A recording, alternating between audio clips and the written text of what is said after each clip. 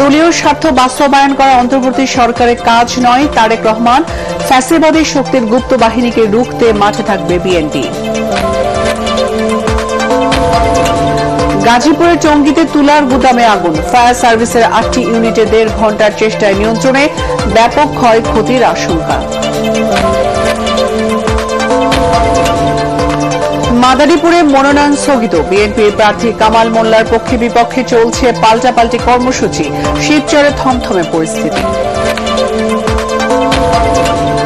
প্রথমবারের মতো কুমিল্লা বিশ্ববিদ্যালয়ে হতে যাচ্ছে ছাত্র সংসদ নির্বাচন, গঠনতন্ত্রের খসড়া প্রকাশ, ক্যাম্পাসে বইছে ভোটের আমেজ।